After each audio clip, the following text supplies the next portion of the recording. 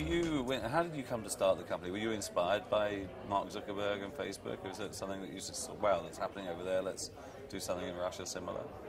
Actually, it began even prior to Facebook's success, when I had this projects for my fellow students when I was a student at the St. Petersburg State University.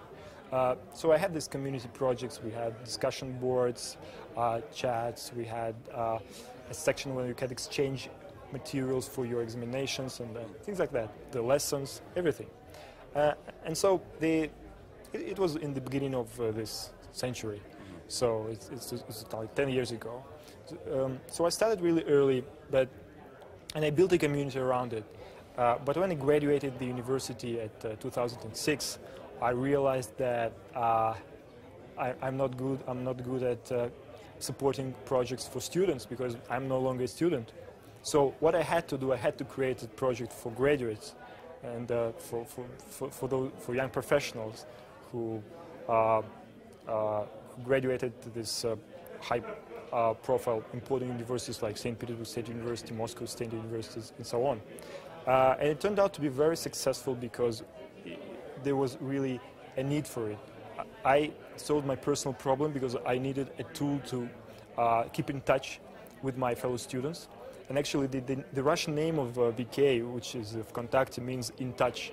So this is a tool for staying in touch.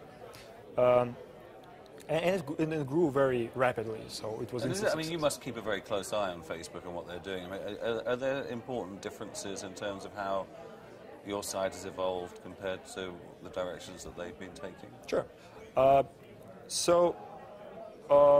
What you have in the Russian market is that you don't have a lot of young companies, a lot of startups, a lot of infrastructure to support you.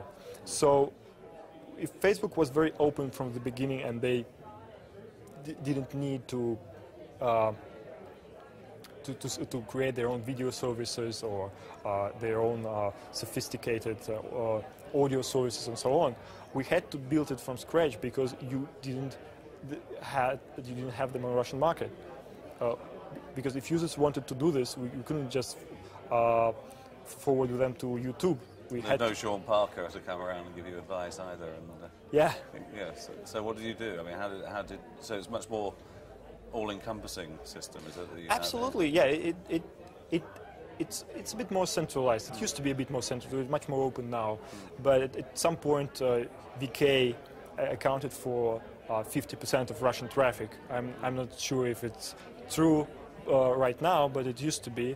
But if it's not true right now, it's a good sign, because more and more companies appear and attract traffic on this. And I guess Facebook has evolved to have much more sharing of video, much more like the relationship with Spotify, where people are now sharing what music they're listening to, the news feeds and so forth. I mean, have you found that the experience that you're offering, the various services you're offering your Russian customers, I mean, has that changed dramatically over the last 2 or 3 years, or is it still pretty incremental?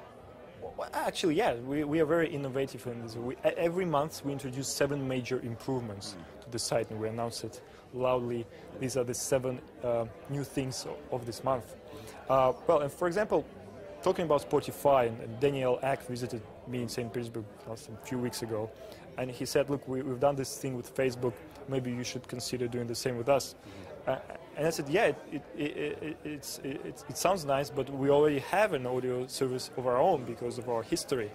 And then 2 weeks ago, we announced that you could see what your friends are listening to, and you could switch in, and you could listen to the songs your friends is listening to, and then when he finishes to listen this one and goes to the next one, you can continue. And this is like a radio, really. And this is something that Facebook only announced. They didn't build it yet. And one of the things that they're a bit slower about this is that when you have a partnership and you have to rely on a third party to do something, this communication costs apply.